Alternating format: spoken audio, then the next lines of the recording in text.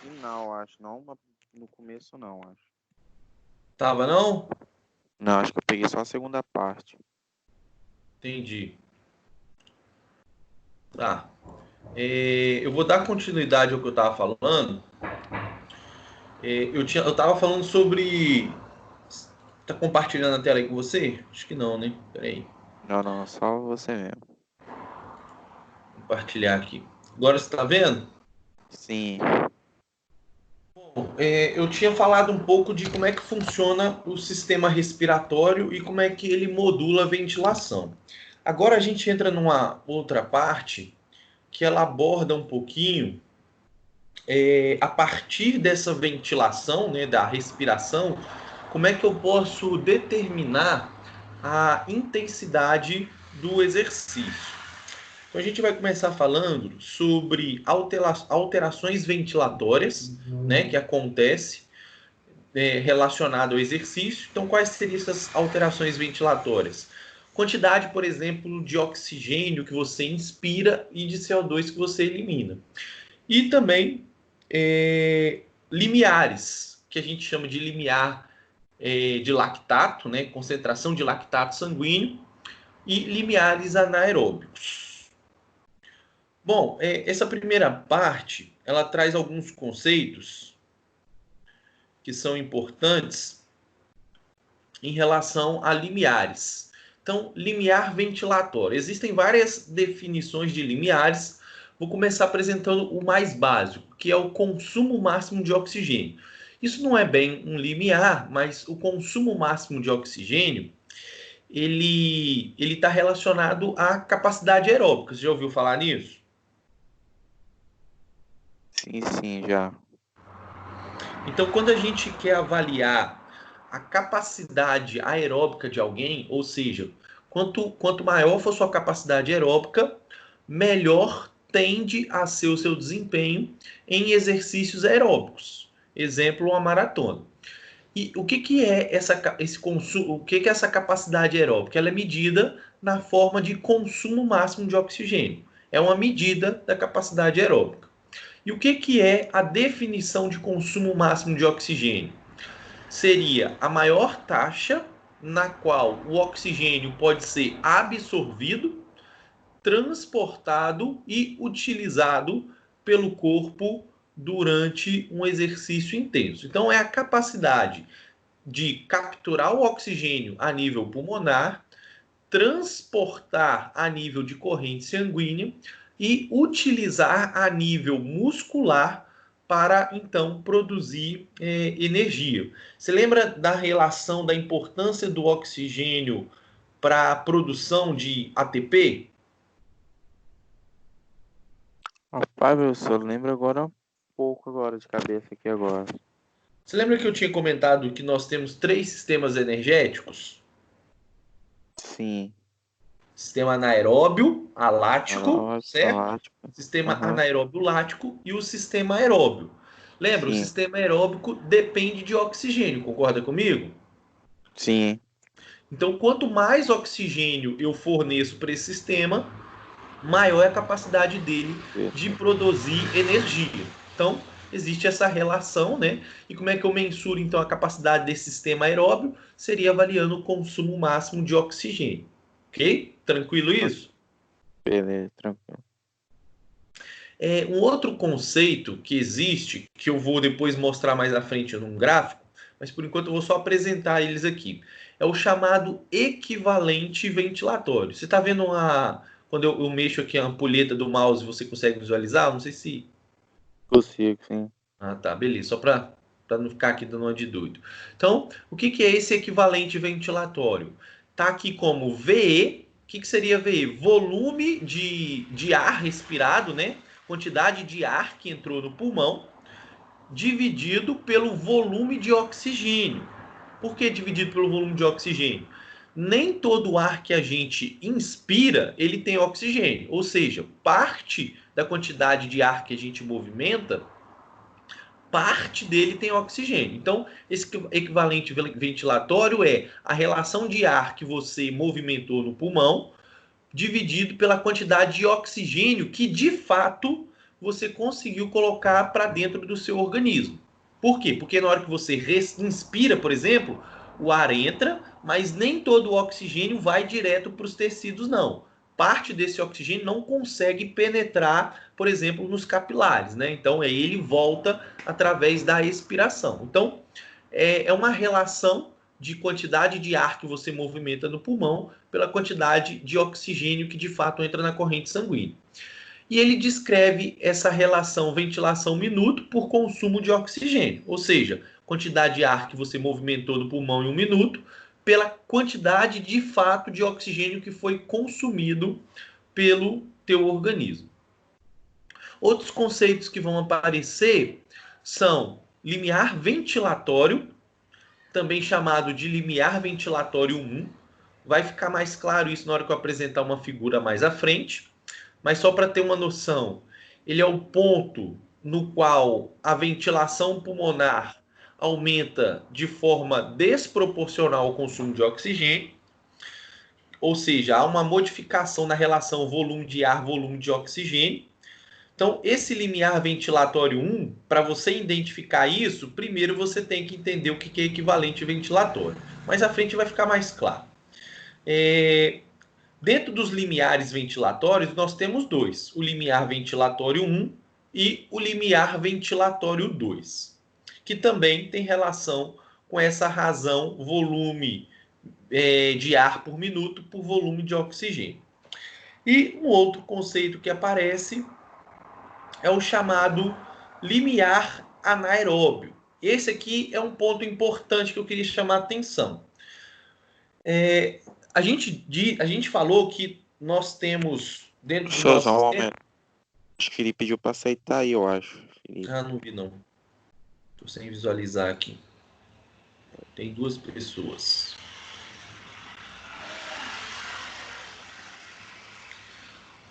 Fala, Felipe. Fala, João. Estão me ouvindo? Sim. Tem 32 casos confirmados. Beleza. Deixa eu ver aqui se tem alguma coisa no grupo aqui. É só vocês mesmo. Então, pessoal, eu estava aqui comentando aqui com o João que... Vou só retomar aqui rapidamente que a última aula a gente falou sobre a questão da ventilação, né? A gente apresentou alguma coisa de como é que funciona, como é que o nosso sistema respiratório ele é estimulado para ventilar mais, né? E agora a gente começa numa parte onde a gente vai tentar entender como é que esse aumento da ventilação, da respiração, está associado com intensidade do exercício. E aí eu comecei mostrando, então a gente parou aqui nesse slide, foi o último que eu falei, então a gente está falando agora da unidade 3, seção 2, e abordando a ideia de alterações na ventilação e também limiares anaeróbicos. Então eu comecei estou apresentando aqui esses conceitos. Consumo máximo de oxigênio, só para retomar aqui rápido, para não ficar voltando muito. O que é o consumo máximo de oxigênio? Está relacionado à capacidade aeróbica do indivíduo e representa a maior taxa na qual o oxigênio pode ser absorvido, transportado e utilizado pelo corpo. Então, o consumo máximo de oxigênio ele dá uma relação da capacidade aeróbica de alguém, ou seja, capacidade de exercer exercícios de corrida de longa duração. Dentro desses limiares ventilatórios, existe um conceito importante, que é esse conceito aqui, ó, equivalente ventilatório. O que é esse conceito? Depois, mais à frente, eu vou apresentar um gráfico ali e vou explicando mais pausadamente. Mas primeiro eu só queria apresentar a definição do conceito para vocês. Então, o que é o equivalente ventilatório? É uma relação entre ventilação, minuto, ou seja, quantidade de ar que entrou no pulmão, dividido pela quantidade de oxigênio que foi parar na corrente sanguínea. É chamado de equivalente ventilatório. A partir desse equivalente ventilatório, eu consigo determinar alguns limiares que estão associados à intensidade do exercício. Um deles é chamado de limiar ventilatório, ou simplesmente limiar ventilatório 1, que está relacionado a alterações nesse equivalente ventilatório. Aí aqui está até a definição do que é esse limiar ventilatório 1. Ponto no qual a ventilação pulmonar aumenta de forma desproporcional ao consumo de oxigênio. Depois eu explico com mais calma sobre isso. Então, ó, a partir do equivalente ventilatório, que é a relação de ar movimentado por consumo de oxigênio, eu consigo determinar dois tipos de limiares. O limiar ventilatório 1 e também o limiar ventilatório 2. Tranquilo até aqui ou confuso isso? Tranquilo. Então, a partir desses valores de troca gasosa, quantidade de oxigênio que está entrando no meu organismo, eu consigo determinar esses limiares ventilatórios. E isso aqui está associado à intensidade do exercício. Esses limiares ventilatórios, eles estão associados a um outro conceito que é o tal do limiar anaeróbio. Segundo a definição, o que é o limiar anaeróbio? Intensidade do esforço, né, velocidade ou VO2, em que ocorre início do metabolismo anaeróbio. O que isso significa? Imagine o seguinte, olha, quando vocês estão aí sentados assistindo a aula, nós temos lá 3 sistemas energéticos, né? Vocês lembram disso? Limiar. Vocês estão me vendo aí? Vocês estão me visualizando? A gente sabe que Sim. a situação é muito delicada. Você tem 3 sistemas energéticos. Limiar anaeróbio alático. Estão lembrados?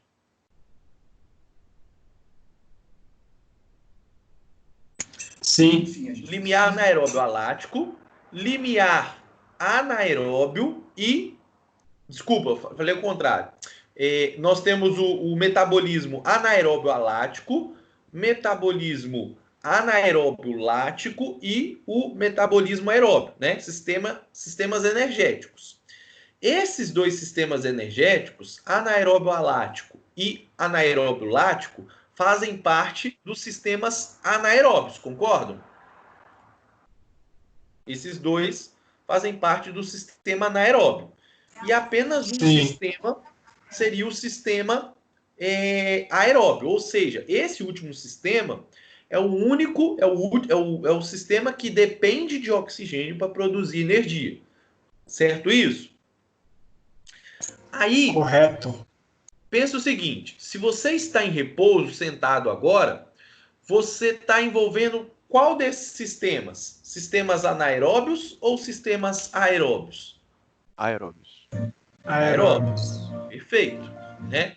Se eu começar a fazer um exercício, o sistema aeróbio começa, então, o que o sistema aeróbio vai fazer? Ele vai aumentar o consumo de oxigênio, vou respirar mais para entrar mais oxigênio para produzir mais energia de forma aeróbia. Não é isso que a gente viu lá nas primeiras aulas? Sim. Certo, né? Sim.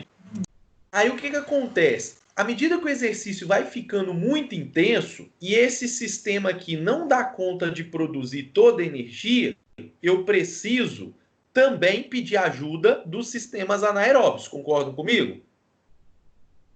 Sim. Sim. É isso que acontece. Quando o exercício, que era totalmente aeróbico, passa a depender de energia também do sistema anaeróbio, nós temos o chamado limiar anaeróbio. Conseguiram entender esse conceito? Ou seja, vou repetir. Quando eu não sei se vocês estão visualizando, quando eu mudo aqui a tela, vocês visualizam o slide?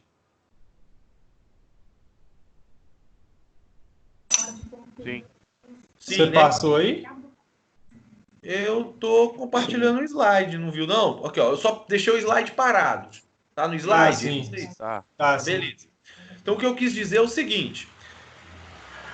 Imagina o seguinte, você tá em repouso, você começou uma caminhada, exercício aeróbico. Você começou a correr a, sei lá, 7 km por hora. Ainda sistema era aeróbio. Passou de 7 para, sei lá, 12 km por hora. Se o sistema aeróbio não conseguir fornecer toda a energia, ele vai pedir auxílio para os sistemas anaeróbios. Nesse momento, eu estou envolvendo sistema aeróbio para produzir ATP e também sistema anaeróbio para produzir o ATP que esse sistema não deu conta. Quando eu atinjo essa fase, a gente pode dizer que a gente atingiu, por exemplo, o limiar anaeróbio. Ou seja, intensidade do exercício, do esforço ou do VO2, em que ocorre o início do metabolismo anaeróbio. Tá claro isso para vocês? Tá sim. Tá sim. Sim. Beleza.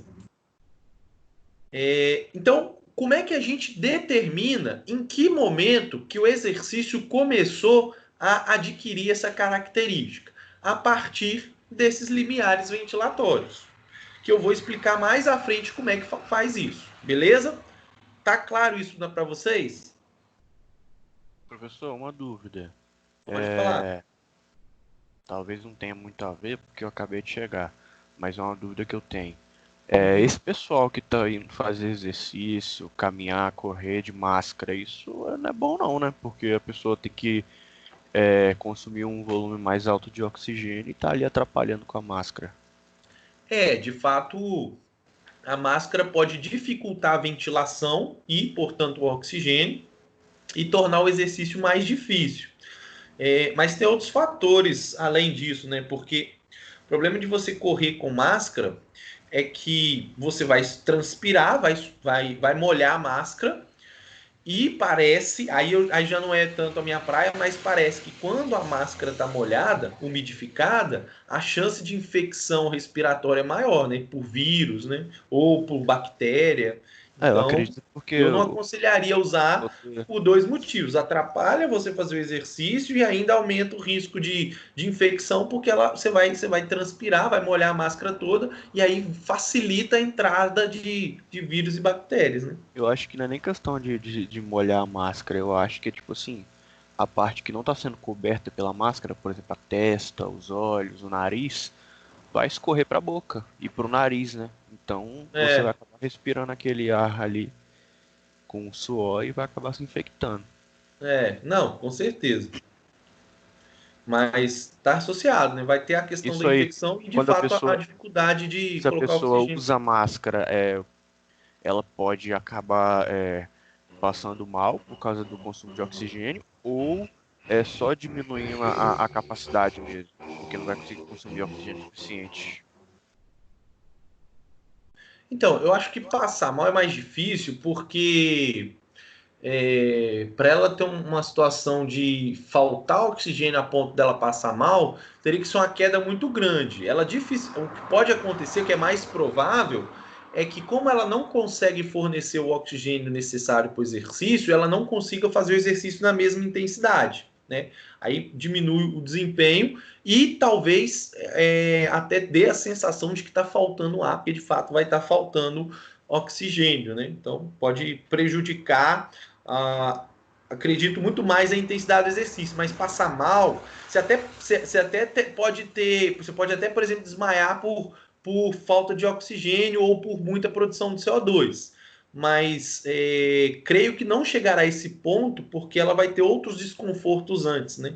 Que interromperia ela fazer. Beleza? Entendi. Então, vamos entender como é que eu posso identificar essa fase de início do metabolismo anaeróbio a partir desses limiares ventilatórios. Esses limiares ventilatórios, 1 e 2, eles estão associados a um outro marcador do limiar anaeróbio. Por quê? Porque eu posso identificar o limiar anaeróbio tanto por esses limiares ventilatórios, mas também pelas concentrações de lactato. Se vocês lembrarem, a gente tinha dito que o exercício, que envolve o metabolismo anaeróbio lático produz lactato, certo? Se esse sistema produz lactato, o lactato vai se acumular na corrente sanguínea. Então, se eu consigo mensurar a concentração de lactato e percebo que ela está aumentando, isso é sinal do que eu também estou entrando nesse metabolismo anaeróbio. Tranquilo isso? Tranquilo. Como é que a gente pode, então, identificar esses aumentos na concentração de lactato? Um deles é o chamado limiar de lactato propriamente dito, que descreve, o que seria a definição? Descreve o consumo mais alto de oxigênio ou intensidade do exercício alcançada com aumento inferior a 1 milimol na concentração sanguínea de lactato acima de pré-exercício. Geralmente, pessoal, quando a gente está em repouso, a concentração de lactato ela fica aí em torno de 0,8 milimols. Então, imagina que antes do exercício ela está em 0,8 milimols e você iniciou um exercício e ela saiu de 0,8 para 1,8 milimols. Ou seja, ela aumentou em torno de 1 milimol. Ou seja, eu atingi esse limiar de lactato, que é um desses fatores que identifica um início desse metabolismo anaeróbio. O outro fator que pode ser usado para identificar esse limiar anaeróbio, esse é mais bem aceito, que é um outro ponto de concentração de lactato, que é chamado de início de acúmulo de lactato no sangue, ou também chamado de ponto de Obla, que seria a nomenclatura no inglês disso aqui, ó, início de acúmulo de lactato. O que seria esse ponto? Ele equivale ao momento onde a concentração sanguínea de lactato chega ao nível de 4 milimols. Eu vou mostrar um gráfico ali mais à frente e vai ficar mais claro. Pessoal, esse aqui ó, é um gráfico que ele mostra a quantidade de ar respirada, ou seja, quantidade em litros por minuto de ar que entra e sai do pulmão. Tranquilo isso? Esse eixo aqui? Tranquilo. Vocês entendem o que eu quero dizer de volume de ar por minuto, né? É aquela ventilação minuto. Lembra que a gente falou de volume corrente, que é movimentado dentro de um tempo? Então é isso daqui, ó, a quantidade de ar que está entrando e saindo do pulmão dentro de um minuto, representada em litros por minuto. E aqui embaixo, ela está mostrando o consumo de oxigênio. Lembra o seguinte, quanto maior for o consumo do oxigênio, o que está acontecendo com o exercício à medida que aumenta o consumo de oxigênio? O exercício é mais ou menos intenso? Se aumentar o consumo de oxigênio, por exemplo, se o consumo de oxigênio é 1 e de repente passa para 1,5, eu posso dizer que o exercício aumentou a intensidade? Sim. Acredito que sim. Exatamente, posso dizer. Então, aqui nesse eixo X, ele está mostrando que, à medida que aumenta o consumo de oxigênio, a gente também pode interpretar como um aumento da intensidade do exercício. O que essa figura está mostrando? Ela está mostrando duas relações. Em vermelho é a ventilação por minuto, ou seja, a relação de ar movimentado no pulmão, e em amarelo a concentração de lactato sanguíneo, tá? A gente pode associar aqui, ó, esse valor de 1, a gente pode associar como o valor de repouso do consumo de oxigênio. Ah, tá. E aqui nesse gráfico aqui, esqueci de apresentar, porque esse gráfico é um gráfico que ele apresenta dois eixos Y. Um está mostrando volume de ar movimentado e, desse lado aqui, a concentração de lactato sanguíneo. Então, por exemplo, no vermelho, eu tenho aqui... vermelho, se a gente fizer uma relação, está mostrando que o consumo, o volume de ar movimentado em 1 minuto, litros por minuto, é em torno aqui de, sei lá, próximo de 30 litros por minuto. E na situação de repouso, a concentração de lactato está próximo de 1 milimol. Beleza? Então, em repouso, lactato está aqui na casa de 1 milimol e a quantidade de ar movimentado próximo de 30 litros por minuto. Tranquilo isso? Tranquilo. Tranquilo. Quando a gente começa o exercício, o que vai acontecer com a ventilação? Quantidade de ar que entra e sai do pulmão. Ela vai aumentar conforme a intensidade do exercício aqui embaixo está aumentando. Beleza? Então, aumentou a intensidade do exercício, aumenta a ventilação. Detalhe, para esses pontos aqui, ó, esse ponto, essa linha pontilhada, que está apresentando aqui como ponto do limiar ventilatório. O que essa linha pontilhada ela está dizendo? Ela está dizendo que a curva ela seguia uma tendência. Vocês estão me visualizando aí também no vídeo? Ou só o slide? Sim. Tô te vendo também. Então vocês estão vendo minha mão aqui, né? Ela mostra uma linha que era assim e de repente ela passa a ser assim. Ou seja, a curva que subia, que ia aumentando progressivamente, em um determinado momento, ela teve um aumento abrupto. Ou seja, ela saiu da linha normal dela e fez algo, né, mais na vertical, que é o que a gente está vendo aqui, ó. A tendência dela seria seguir essa linha pontilhada e, de repente, houve um aumento acentuado nessa quantidade de ar movimentado. Esse ponto aqui é o chamado ponto do limiar ventilatório ou ponto do limiar ventilatório 1, que representa o mesmo ponto ou um ponto semelhante chamado de ponto de limiar de lactato. Ou seja, houve um aumento na concentração de lactato, que era de 1 milimol, para algo próximo de 2 milimols. Beleza?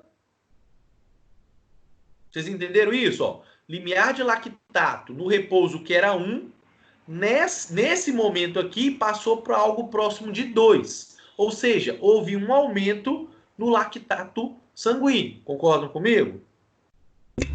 Sim. Quando aumenta o lactato, não é um sinal de que eu começo a movimentar o sistema para a via anaeróbia? Isso. Exatamente. Então, esse ponto aqui é um ponto que você começa a tentar mobilizar mais, como é que eu posso dizer assim?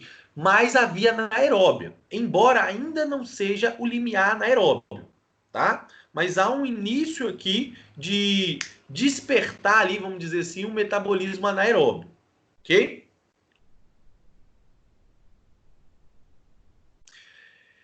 Existe um segundo ponto, porque o que acontece? Ó, a ventilação ela aumentou, né? Ela estava uma linha retilínea, de repente ela aumentou um pouquinho, né? Fez uma curva. Primeiro ponto do limiar ventilatório 1 ou primeiro ponto do limiar de lactato. Esse ponto aqui também é chamado de limiar de lactato 1. Então houve um aumento do limiar de lactato acima dos valores de repouso, que geralmente é em torno de 1 milimol, que corresponde ao chamado limiar ventilatório 1. Depois que houve esse primeiro aumento no volume minuto de ar movimentado, a linha continua de forma retilínea e aí acontece um segundo alteração, ou seja, um segundo aumento nessa linha nessa linha vertical, que é chamado, esse segundo ponto, de aumento novamente não linear da quantidade de ar movimentada. Perceba que a linha normal seria essa linha pontilhada. E nesse ponto aqui, houve um novo aumento do volume minuto de ar movimentado ali no pulmão. Esse segundo ponto é chamado de limiar ventilatório 2 ou compensação respiratória. Esse ponto aqui é o ponto que determina, por exemplo, o limiar anaeróbio, ou seja, exercícios em uma intensidade acima disso aqui vão envolver produção de energia também da via anaeróbia. Nessa fase aqui do exercício, o lactato, que estava em torno de 2 milimols, ele começa a se acumular na corrente sanguínea. Por que o lactato começa a se acumular na corrente sanguínea? Porque a via anaeróbia está sendo altamente solicitada. Como a via anaeróbia, uma delas envolve produção de lactato, o lactato começa a ser produzido em uma quantidade maior do que a capacidade de remoção. Portanto, nesse ponto aqui do limiar ventilatório 2, também chamado de compensação respiratória, eu começo a entrar no meu limiar anaeróbio, ou seja, é um marcador de que o exercício nessa fase já está envolvendo o limiar anaeróbio. Esse ponto, quando você mensura a concentração de lactato, é o ponto do Obla, ou seja, o ponto que marca uma concentração de lactato em torno de 4 milimols. Confuso isso, pessoal? Eu sei que é um pouco tenso às vezes de entender. Dá para entender de boa.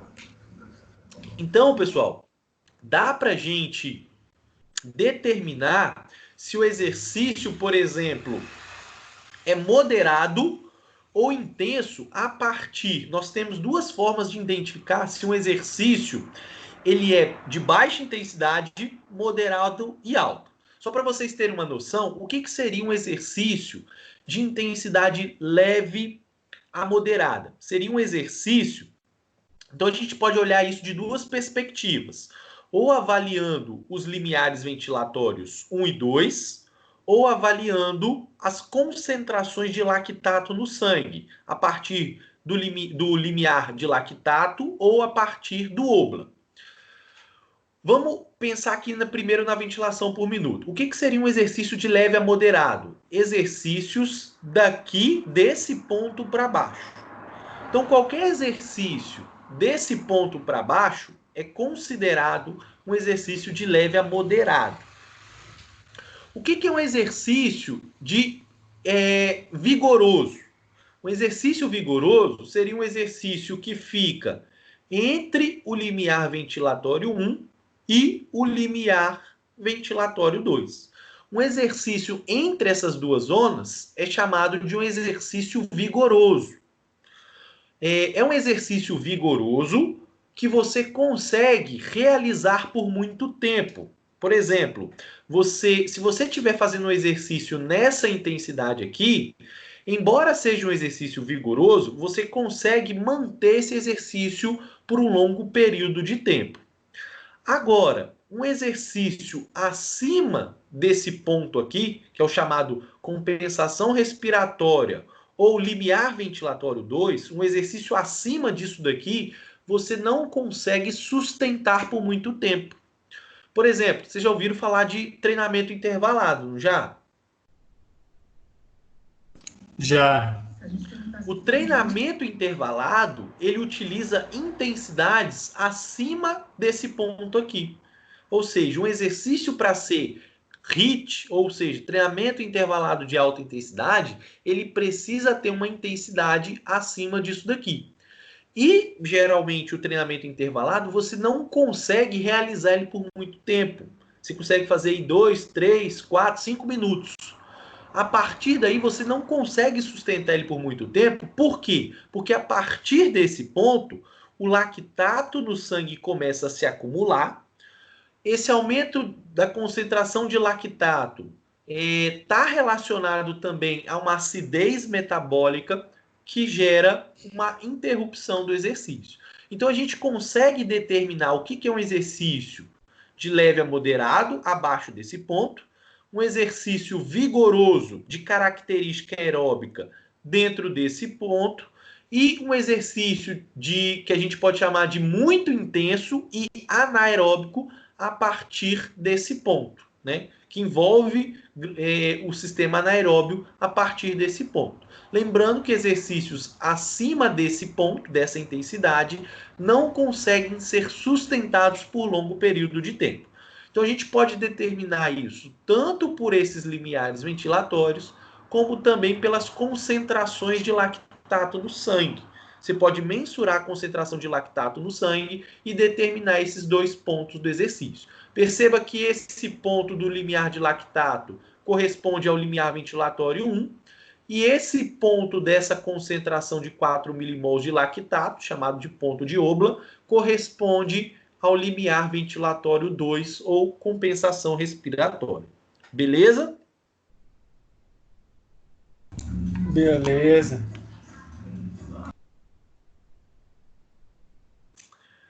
Então, isso aqui foi o que eu falei ali para vocês atrás. Então, a hipótese de que existe 3 fases de fornecimento energético que contribuem durante a transição do exercício de baixa intensidade para alta intensidade. A primeira fase, ela é caracterizada por um fornecimento energético completo do metabolismo aeróbico. Nessa primeira fase aqui, são os exercícios de característica de intensidade leve a moderado, ou seja, qual que é essa primeira fase? Exercícios abaixo desse limiar aqui. A fase 2 é chamada de fase de limiar aeróbio. O que é isso? Ela é caracterizada por uma quebra na relação volume de ar, volume de oxigênio, que a gente viu ali, que é o limiar ventilatório 1, ou um aumento nos níveis de lactato em torno de 2 milimols. Ou seja, esse aqui é o nosso limiar ventilatório 1, e exercícios dentro dessa zona, fase 2, são exercícios dentro do limiar aeróbio. Ou seja, ela representa a fase de transição do exercício de moderado a intenso. Então, se você passou essa zona aqui, você começa a entrar no exercício intenso.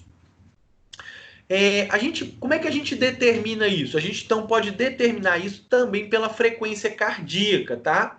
Essa zona aqui, ela corresponde mais ou menos a 60%, não, 60 não, 75% da sua frequência cardíaca máxima. Vocês já aprenderam a calcular a frequência cardíaca máxima?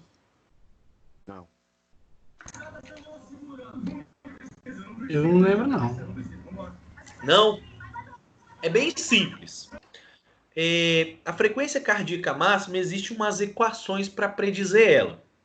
Por exemplo, como é que é a equação? A equação mais simples da frequência cardíaca é 220 menos a idade. Tem alguém aí com 20 anos de idade? Eu. Quem, Felipe? Eu mesmo. Beleza. Vou pegar você, Felipe, só de referência para todo mundo entender. Então, qual que seria a sua frequência cardíaca máxima, a quantidade de vezes seu coração consegue bater? Você pegaria 220 menos a sua idade, que é 20, você chegaria a uma frequência cardíaca máxima de 200 batimentos por minuto. A gente viu isso em medidas de avaliação. Oi? A gente viu isso em medidas de avaliação. Perfeito. Então imagina o seguinte, o Felipe, a frequência cardíaca máxima dele é em torno de 200 batimentos por minuto. Esse ponto do limiar ventilatório 1, que determina um exercício que sai do moderado para o intenso, como é que eu poderia determinar isso para o Felipe? Se eu sei que esse ponto aqui corresponde a mais ou menos 75% da frequência cardíaca máxima dele, se você pegar e calcular 220, que é a frequência, 200 batimentos, que é a frequência cardíaca máxima dele, e calcular 75% de 200, vai dar 150, não vai? Sim. Todo mundo sabe fazer essa equação, não sabe? 200 é igual a 100%, e aí você calcula 75% disso, faz uma regra de 3. Então, para o Felipe, por exemplo, se ele estiver fazendo um exercício que a frequência cardíaca dele está 75% ou 150 batimentos por minuto, vai corresponder a aproximadamente esse limiar ventilatório 1. Ou seja, um exercício que sua frequência cardíaca chega a 150 batimentos, representaria o seu limiar ventilatório 1. Ou seja, acima de 150 batimentos por minuto é um exercício vigoroso e abaixo de 150 batimentos por minuto, um exercício moderado ou leve. Consegue perceber isso? Sim. Essa relação Ficou bem mais prático de de absorver. associar, né? Sim. Agora, como é que eu sei que em que intensidade do exercício o Felipe ainda consegue exercitar dentro de um exercício vigoroso por tempo prolongado? Geralmente, esse segundo ponto aqui, que é o limiar ventilatório 2, que a gente falou aqui, ele geralmente corresponde entre 85% a 90% da frequência cardíaca máxima. Ou seja, vamos pensar que é 90% da frequência cardíaca máxima. No caso do Felipe, ele conseguiria manter um exercício em alta intensidade por um tempo prolongado, caso a frequência cardíaca dele chegasse a um limite de 190 batimentos. Ou seja, se ele faz o exercício e a frequência cardíaca dele atinge próximo de 190 batimentos por minuto, ele ainda consegue sustentar esse exercício por vários minutos. Porém, que seria um exercício vigoroso. Agora, se ele quiser fazer um exercício cuja frequência cardíaca se eleva acima desse ponto, 191, 192, possivelmente ele não consegue sustentar isso por muito tempo. Por quê? Porque ele vai entrar em fadiga muito rápido. Vai ter acúmulo de lactato, vai ter um aumento da acidez e ele não conseguiria sustentar o exercício. Então, por exemplo, para o Felipe, a gente poderia estabelecer esses valores. 150 batimentos por minuto é um exercício moderado, abaixo de 150 batimentos por minuto é um exercício moderado. De 150 a 90 batimentos por minuto é um exercício vigoroso, que ainda está dentro daquele limiar aeróbio, e acima dos 190 batimentos por minuto seria um exercício anaeróbio, de uma mobilização do sistema anaeróbico muito forte. Ou seja, para o Felipe, um HIIT, por exemplo, envolveria exercícios cuja frequência cardíaca estivesse acima desses 190 batimentos por minuto. Conseguiram entender essas relações? Da contratação Sim. da empresa até que haja Professor, uma a dúvida. criação da Quando o aluno faz HIIT, assim, por muito tempo, todos os dias, o organismo acostuma? Seu organismo costuma? Acostuma fazer HIIT todo dia, por exemplo, a pessoa faz HIIT todos os dias na esteira.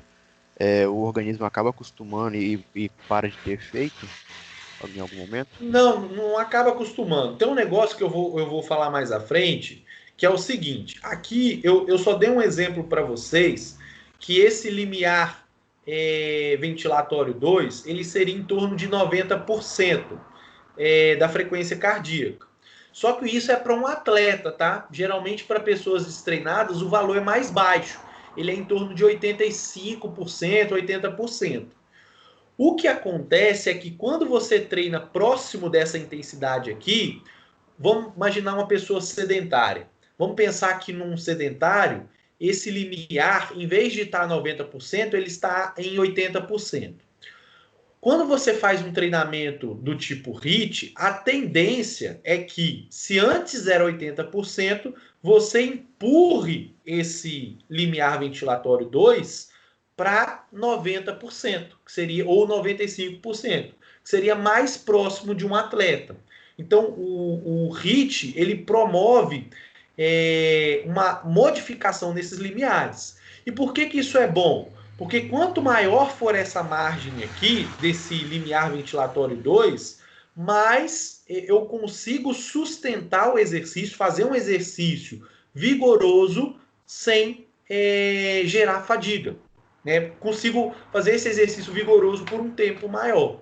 Então, quanto mais distante esse limiar ventilatório 2 estiver, maior também é minha capacidade para fazer um exercício aeróbio numa intensidade vigorosa por um longo período de tempo. Consegui mais ou menos te explicar dentro da dúvida?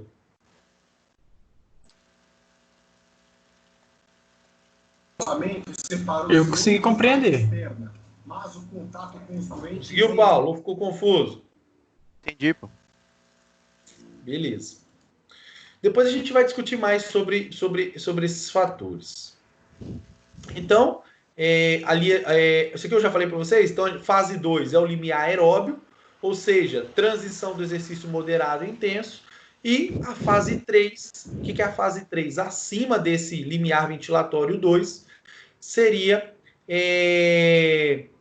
o limiar anaeróbio, que corresponde a um aumento de lactato acima de 4 milimols, ou seja, a fase 3, você pode medir na concentração de lactato acima de 4 milimols, ou uma alteração na relação volume de ar, volume de oxigênio, que é esse aumento novamente do volume de ar respirado por volume de oxigênio, que seria o limiar ventilatório 2. Que é a transição do exercício intenso para muito intenso. Lembrando que esse exercício muito intenso, você não consegue sustentar ele por muito tempo. Tranquilo isso?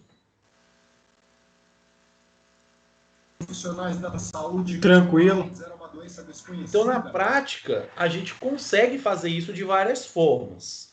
A forma mais correta de... Eu perguntei, professor, porque logo que eu comecei a fazer exercícios e dieta, eu comecei a fazer HIIT. Uhum. E eu fazia 10 minutos e morria. Pra mim eu tinha que parar, senão ia cair minha pressão. Hoje em dia eu faço 20 minutos, 25 minutos do mesmo HIIT e pra mim parece que não muda muita coisa, entendeu? Parece que meu metabolismo não vai até onde eu quero. Mas o que você fala de... Porque assim, vamos dar um exemplo, vamos pegar a parte mais prática. Você fazia o exercício por 10 minutos, você devia possivelmente estar treinando muito próximo desse ponto aqui, Concorda? Muito próximo. Às vezes passando um pouquinho, às vezes talvez um pouco menos. Então, toda vez que você passava desse ponto, você começava a entrar em fadiga muito rápido. Concorda comigo? Sim. Com o treinamento, o que aconteceu com esse ponto aqui? Ele se arrastou mais para frente. E aí, quando você fazia o exercício, o seu ponto, esse limiar ventilatório veio para cá, e aí agora se você não mudou a intensidade, se você continua praticando na mesma intensidade, se você estiver fazendo a intensidade aqui, mas o seu limiar ventilatório está aqui, você consegue sustentar ele por um tempo maior. Então, se você fazia 10, você consegue fazer 30, 40, entendeu? Houve uma melhora da sua capacidade aeróbica, porque esse limiar ventilatório 2 andou um pouquinho mais para frente. Né? Então o exercício fica mais tolerado, né? E você não tem grandes acúmulos de lactato. Outra coisa agora, também que eu acho que foi... Não sei o que você quer dizer com não está funcionando o meu metabolismo. Como assim? É porque antes eu ficava... Eu corria, fazia meu HIIT e ficava ali com o metabolismo acelerado, não conseguia nem dormir à noite. De tão acelerado meu metabolismo ficava. Às vezes eu até, às vezes quase passava mal, ele me dava enxaqueca. Hoje em dia, eu faço ali 25 minutos de HIIT, correndo, e pra mim tá tranquilo, não muda nada. Chego em casa, se eu deitar na cama eu durmo, eu não sinto o meu corpo acelerado, entendeu? Só na hora ali que eu paro no HIIT, paro e volto, que eu dou uma respirada mais funda, mas depois fica naquele epoque lento ali, quase parando, entendeu? Então, aí o que você tem que observar é que, por exemplo, do mesmo jeito que esse ponto aqui arrasta para frente, esse aqui também. Se você não mudar a intensidade do exercício, o que você vai mudar? Aumentar? Pode ser que o exercício que antes era entre vigoroso e muito intenso para você, agora esteja no moderado. E aí talvez você não está fazendo um HIIT, entendeu? Outra coisa que eu acho que alterou também é porque, não sei se pode ser isso, Quando eu comecei fazendo na esteira. Sim. Aí eu colocava ali o 14 quilômetros por hora e corria, e na hora de parar, eu saía da esteira e ficava parado. Então eu acho Sim. que dava uma porrada maior. Hoje, como eu tô, por causa da quarentena, e eu tô tendo que correr na linha verde ali, eu corro na intensidade alta, porque eu não deixo diminuir, mas quando Mas eu você está paro, correndo nos mesmos 14 quilômetros? então, eu faço o máximo para eu continuar com a mesma intensidade. Mas como é que você está fazendo na esteira? Não, tô correndo na rua. Então, aí tem uns problemas, porque você não sabe qual velocidade você está correndo, Sim, entendeu? entendi. Pode ser isso, mas eu tento manter a velocidade sempre, mesmo quando eu tô sofrendo, eu tento manter a velocidade. E outra Aham. coisa que acontece é que lá na esteira, no 30 segundos de descanso, entre aspas, eu parava. Agora na rua, eu sigo andando devagar, então talvez isso pode interferir também, o andar devagar com o parar de vez. Sim, tem a ver com a quantidade de lactato que fica circulando, né? Se você anda, porque o que acontece? Se você está aqui, se você está passando desse ponto, lactato tá acumulando no seu corpo. Quando você anda, a intensidade do exercício diminui e a tendência é esse lactato reduzir. Porque você andando, o lactato está circulando pelo seu corpo e ele é metabolizado, ele é utilizado por outras células. Então, o andar, por exemplo, reduz esse lactato. Quando você corre, para e não faz nada, a tendência, essa diminuição, ela ser mais lenta também. Aí causa uma fadiga maior? Então, se você está acumulando grandes concentrações de lactato no sangue, a tendência é isso ter uma relação com a fadiga mais cedo também. Aham. Mas isso não é E, bom, assim. Se você pensar no gasto energético, uh, você inibir essa grande concentração de lactato e fazer um volume maior, ou seja, percorrer uma distância maior, é mais interessante do que você fadigar mais cedo. uhum. E eu até esqueci outra coisa que eu ia falar também.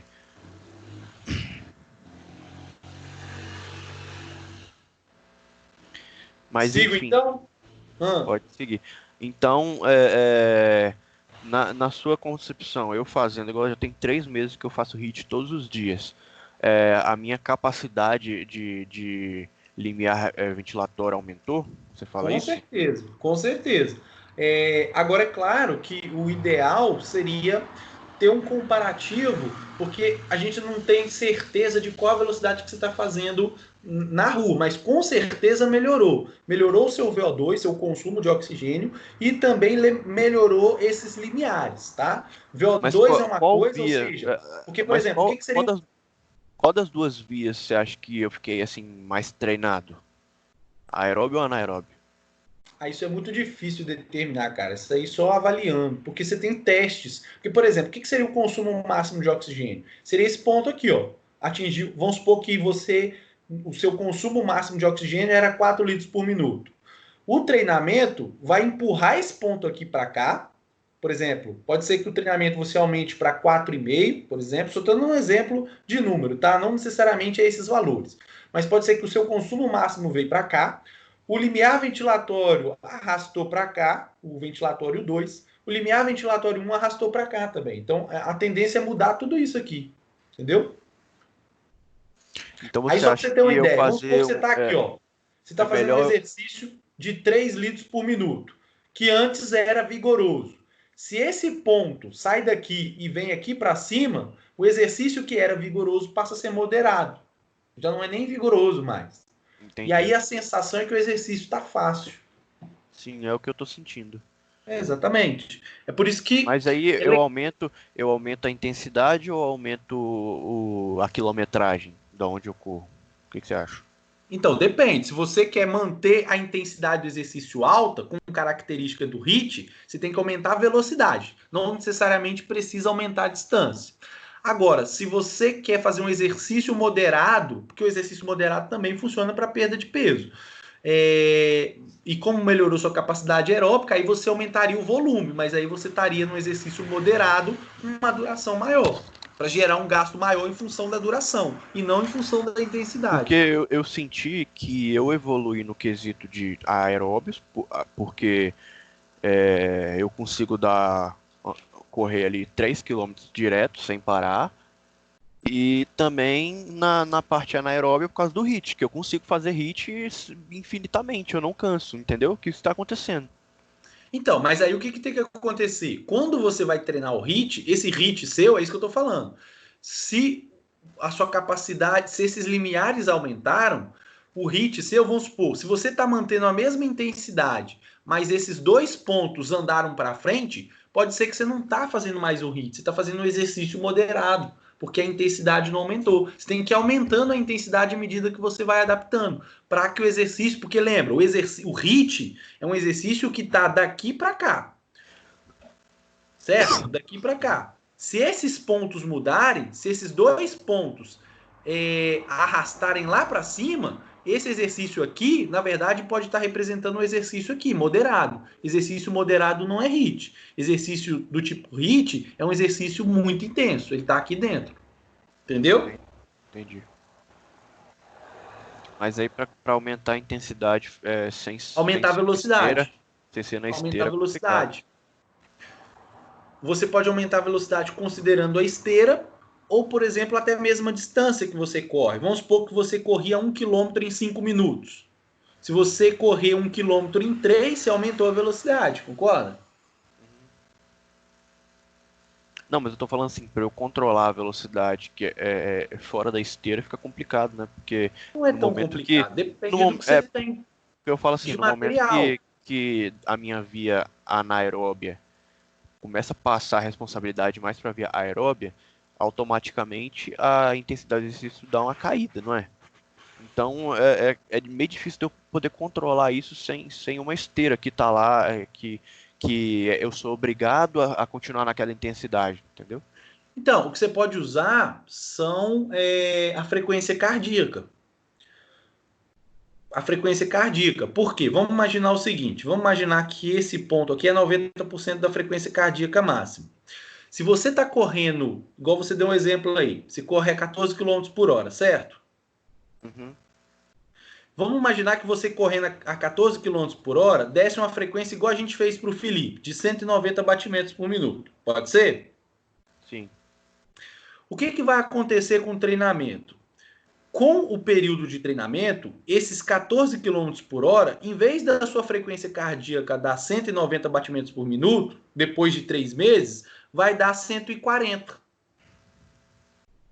Percebe? Sua frequência cardíaca reduziu para uma mesma intensidade.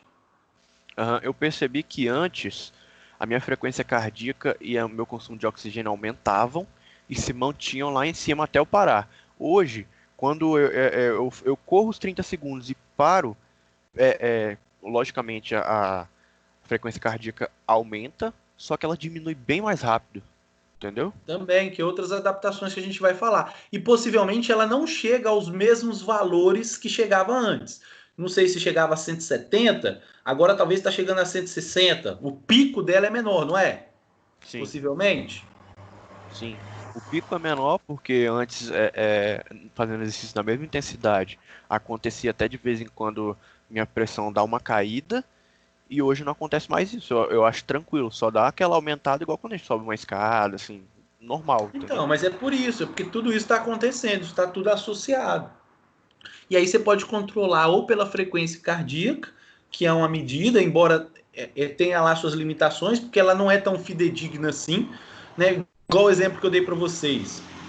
Esse ponto aqui, que é o limiar ventilatório 1, que está em torno de 75% da frequência cardíaca, mas para outras pessoas pode estar em torno de 60%, de 80%, então não é um ponto exato pela frequência cardíaca. Mas você pode usar a frequência cardíaca como uma estimativa desses 2 pontos aqui que eu falei.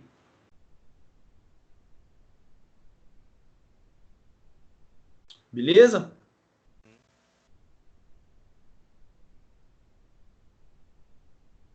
Beleza? Beleza. Então, vamos lá. Deixa eu só... Aqui eu vou falar de forma rápida, eu vou fazer uma pausa às 8h20, mas só para a gente entender, então. Como que a gente pode então, avaliar o limiar anaeróbio? O primeiro modo fácil, então, como é que a gente pode avaliar esse limiar anaeróbio? A gente pode medir as alterações de lactato, né? Tanto aquele primeiro aumento do lactato em torno de 2 milimols, como também aquele segundo aumento na concentração de lactato acima de 4 milimols. Então, uma estratégia barata seria avaliar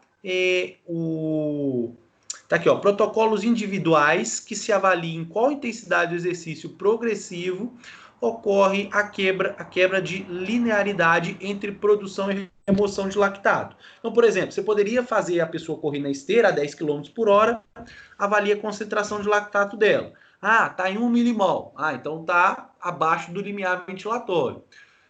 Aí correu a 12 km, atingiu 2 milimols, sinal de que ela atingiu o limiar de lactato 1. Acho que tem uma imagem aqui que fica mais claro. Vou usar essa imagem aqui para representar. Então imagina, ó, pessoa correndo, repouso, correndo aqui está em potência, está em watts. 50 watts, lactato baixo. 100 watts, aumentou a intensidade do exercício, lactato baixo. Chegou a 200 watts, o lactato aumentou, próximo de 2,5 milimols. Ou seja, é o primeiro aumento do limiar de lactato, né? Então, que representa o limiar ventilatório 1. Aí, como é que seria a mensuração de lactato? Vocês já viram a avaliação de glicose sanguínea? Que a pessoa fura o dedo e você vem com... Como é que fala, gente? Você vem com uma fitinha e avalia a concentração de glicose no sangue. Vocês já viram esse teste? Já. É a mesma coisa. A mensuração de lactato é a mesma coisa. Tem o mesmo aparelhinho. A única coisa que muda é que a fitinha, em vez de medir glicose, ela mede lactato. Então você poderia... Compra, só que qual a diferença? A fitinha de lactato, ela é mais cara e depende de um aparelho específico para o lactato. Então você teria que comprar um aparelhinho de lactato e a fitinha de lactato. E que, inclusive, é mais caro do que aquela fitinha de glicose. Tá? Nossa, mas o procedimento já demonstrava já. Oi? Eu achava que só a fitinha já media, tipo um teste de gravidez, não tem? Não, eu tenho quase certeza que você precisa ter esse aparelhinho. Ó. Tem até o desenho aqui, ó. Esse aqui seria o aparelhinho de lactato. Essa aqui é a fitinha. Então a pessoa fura o dedo da pessoa, pinga uma gotinha de sangue aqui, coloca no aparelhinho e aí ele apresenta a concentração de lactato. Então você poderia fazer isso, identificar esses dois pontos, como? Você vai aumentando a intensidade do exercício. A pessoa está correndo a 10 km por hora, se o valor estiver abaixo disso daqui, significa que o exercício está numa intensidade aqui embaixo. Vamos supor que ela aumentou a intensidade de 10 km para 12. E aí você, quando coletou o sangue, você encontrou 2,5 milimols. Pronto, você encontrou esse primeiro limiar de lactato. Aí você aumentou a intensidade do exercício para 14 km por hora. E aí, quando você coletou o sangue, você viu que a concentração estava em torno de 4 milimols.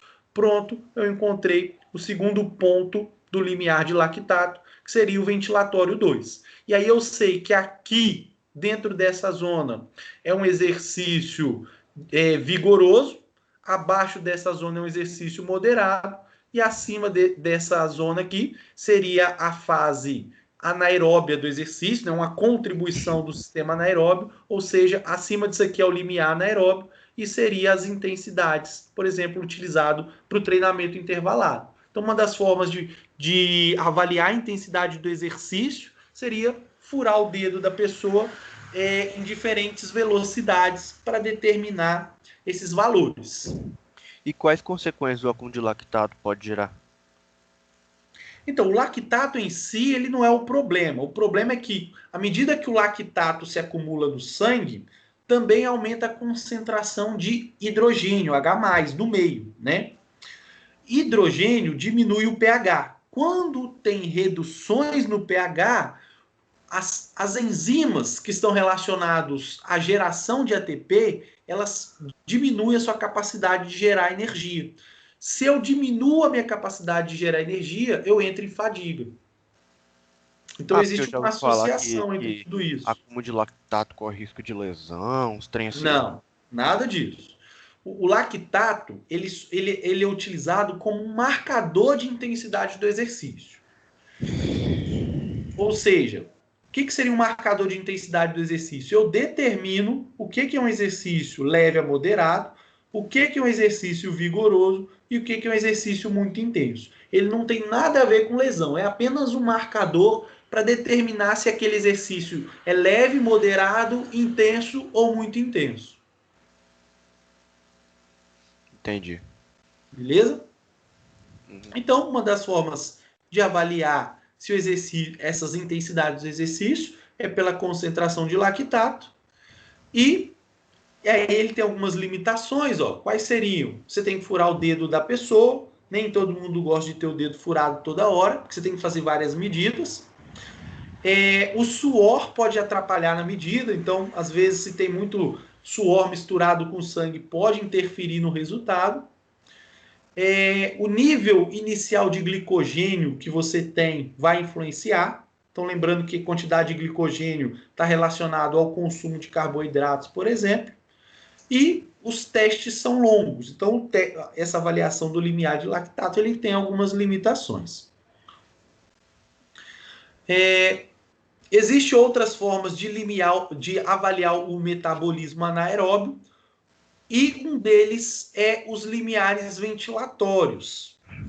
Os limiares ventilatórios, a gente já falou deles, que é o limiar ventilatório 1 e 2, mas existem outros limiares ventilatórios que eu não vou me aprofundar, mas é só para que vocês saibam, que é o quociente respiratório, tá aqui, ó, que é o chamado Weiss-Loop, consumo de oxigênio, liberação de CO2 e consumo de oxigênio, e o chamado também equivalente ventilatório. Geralmente, quando você faz análise de limiares ventilatórios, você usa o teste chamado ergoespirômetro, que você corre na esteira com uma máscara que entra e sai oxigênio por essa máscara, e você consegue mensurar a quantidade de oxigênio que entrou e a quantidade de CO2 que saiu, que aí você consegue determinar esses limiares ventilatórios. Só para vocês terem uma ideia, aqui eu deixei um gráficozinho para ficar mais claro como que se determina isso, só para vocês terem uma noção. Então aqui, ó, eu botei a relação de como é que eu determino esse limiar ventilatório 1. Na primeira imagem, eu consigo ver aqui, ó, que eu tenho um consumo de 25 litros de ar que entra no pulmão, e a cada 25 litros de ar que entra no pulmão, 1 litro de oxigênio é utilizado pelos meus músculos. Se o exercício aumenta a intensidade, essa relação ela também aumenta, mas mantém a proporção de volume de ar por volume de oxigênio. Ou seja, 25 litros de ar passou para 50, dobrou de 25 para 50. E a quantidade de oxigênio também dobrou, de 1 para 2. Quando que eu determino, por exemplo, um aumento não linear disso daqui, nessa razão? Quando chega, por exemplo, nesse ponto aqui, o que a gente percebe? Que o consumo de oxigênio triplicou, né? Saiu de 2 para 3, aumentou mais uma vez. Porém, o consumo de ar, que deveria ir de 50 para 100, na verdade, ele aumentou numa quantidade menor. Então, perceba, ó, 2 para 3 é um aumento. Então, 1, 2, 3, ou seja, aumentos lineares do consumo de oxigênio. Porém, o consumo de ar pelos pulmões não aumentou na mesma proporção. Seria uma avaliação, ou seja, um aumento desproporcional. Então tá aqui, ó. O limiar ventilatório 1 descreve o ponto no qual a ventilação pulmonar aumenta de forma desproporcional o consumo de oxigênio. Ou seja, eu consumo uma quantidade de ar, ela aumenta, mas ela não segue a mesma relação entre ventilação pulmonar e volume de oxigênio. Geralmente isso é medido apenas a partir do teste com a máscara de oxigênio. Eu precisaria da máscara de oxigênio para fazer essas análises. Ok? Ok. Eu vou fazer uma pausa aqui,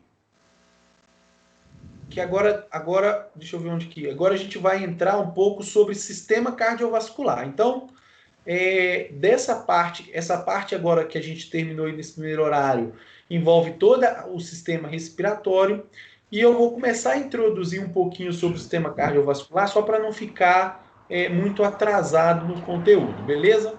Não pretendo andar muito para frente, não, mas o que eu queria que vocês tivessem uma noção, pelo menos dessa primeira parte, é que esses limiares ventilatórios 1 e 2, ou as concentrações de lactato, eles são utilizados para determinar a intensidade do exercício, tá? O que é um exercício leve, o que é um exercício moderado, vigoroso. E esses exercício vigoroso moderado, eles também podem ser mensurados de forma indireta pela frequência cardíaca. Por quê? Porque a frequência cardíaca tem uma relação com aqueles limiares lá. Beleza? Beleza. Fazemos uma pausa e podemos voltar depois? Beleza. Beleza. Que horas? Umas 8h40, 8h50? 8h50. 50? O horário que tiver melhor pra você. Vou ver novela. Não, imagina. Depois da novela? Que novela? Não, pai. O melhor horário pra você. Eu tô vendo novela. Enquanto isso. Ah, entendi. Beleza, vou dar uma pausinha aqui pra gente comer alguma coisa. E quando eu voltar, me lembra de eu gravar, que da outra vez eu esqueci de gravar, cara. A outra parte. Beleza. Beleza. Valeu. Beleza. Falou.